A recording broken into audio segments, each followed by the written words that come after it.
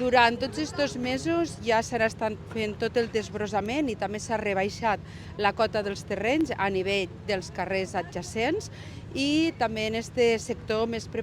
proper a l'Avinguda de la Generalitat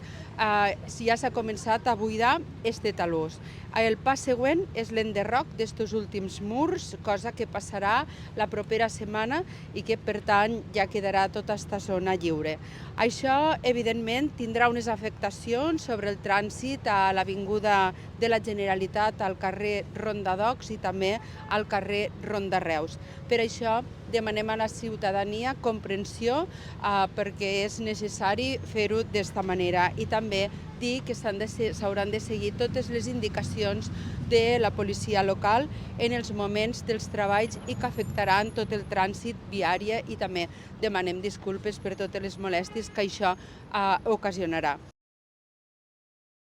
Això també volem comentar que l'empresa Also Casals ha demanat a l'Ajuntament una pròrroga per poder ampliar el termini d'execució dels treballs. Aquestes obres de l'aparcament tenien un termini d'execució d'uns 4 mesos, però que l'empresa ha manifestat i per diferents qüestions relacionades, sobretot en la climatologia, recordem que hi ha hagut setmanes de pluja molt intensa que no han pogut avançar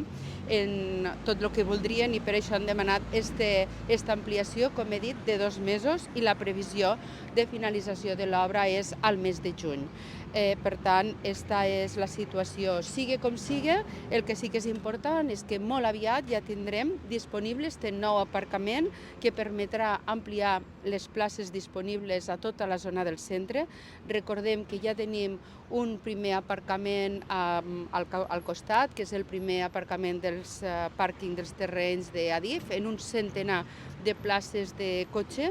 i que sí que és veritat que este primer pàrquing hi ha molt poca rotació i que ara en aquest segon aparcament el que fem és donar resposta a una necessitat d'aparcament a la nostra ciutat,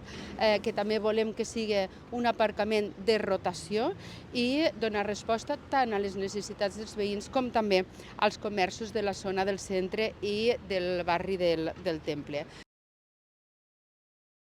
Des del govern municipal hem transformat, hem millorat, hem canviat este projecte, hem posat els recursos econòmics, hem aconseguit els permisos d'Adif i sobretot hem fet que arribi fins aquí a l'Avinguda de la Generalitat en aquesta nova zona enjardinada i a més també estarà fet